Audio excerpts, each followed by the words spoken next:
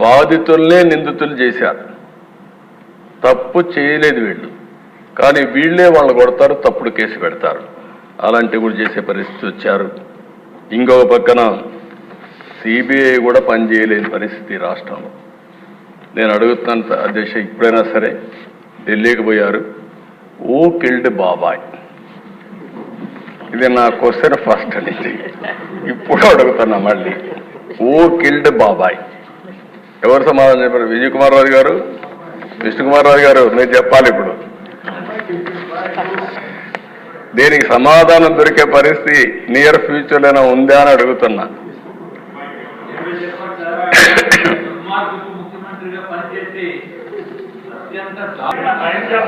Members అందరూ కూడా దేశ మేము ఎలక్షన్లో క్వశ్చన్ చేసిందే ఓ కిల్డ్ బాబాయ్ అని. ఇంకా జవాబు రాలేదు, తొందరలో జవాబు కూడా వస్తుంది, దాంట్లో సందేహం లేదు. అధ్యక్ష, ఇది ఒక కేస్ స్టడీ.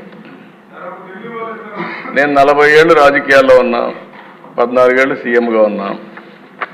నేను చాలామంది ముఖ్యమంత్రులను చూసా. ఇప్పుడే విష్ణుకుమార్ రాజు చెప్పినట్టు ఒక వ్యక్తి ఏ విధంగా చేస్తాడో వివేకానంద రెడ్డి మర్డర్ ఒక ఎగ్జాంపుల్. ఎన్ని ట్విస్టులు తిరిగాయో రెండో ఎగ్జాంపుల్. కడాన ఎవడైతే అక్కడ సిఐ సీన్లో ఉన్నాడో మర్డర్ జరిగిన తర్వాత ఫస్ట్ వెళ్ళాడు. ఈ క్లీన్ చేసే ఆపరేషన్స్ అన్ని చూసిన తర్వాత అతను సిబిఐకి ఇన్ఫర్మేషన్ ఇవ్వడానికి సిద్ధపడితే ప్రభుత్వ దుర్వినియోగంతో అతనికి ప్రమోషన్ ఇచ్చి సిఐ నుంచి డిఎస్పీ తిరిగి సిబిఐ పైనే ఆరోపణ చేసే పరిస్థితికి వచ్చారు.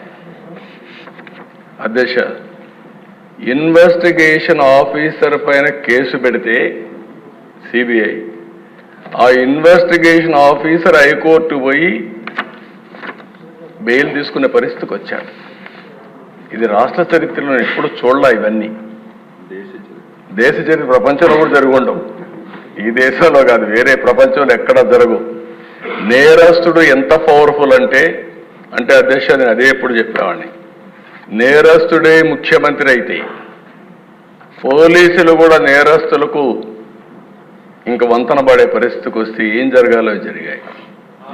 అధ్యక్ష, సిబిఐ లాంటి సంస్థ వివేకానంద రెడ్డి మర్డర్లో ఉండే నిందితుడిని అరెస్ట్ చేయడానికి పోయి మేము అరెస్ట్ చేయలేమని తిరిగి వచ్చారంటే కెన్ యు ఇమాజిన్ అధ్యక్ష?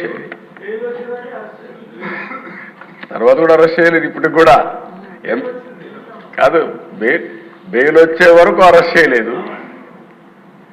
అంటే దీన్ని ఏ విధంగా అభివర్ణించాలనో అర్థం కాని పరిస్థితి. అంటే ఏం చేస్తారో కూడా మనం గుర్తుపెట్టుకోవాల్సిన అవసరం ఉంది అధ్యక్ష. అది అయిన తర్వాత కోడికత్తి డ్రామా చూసాం, గులకరాయి డ్రామా చూసాం.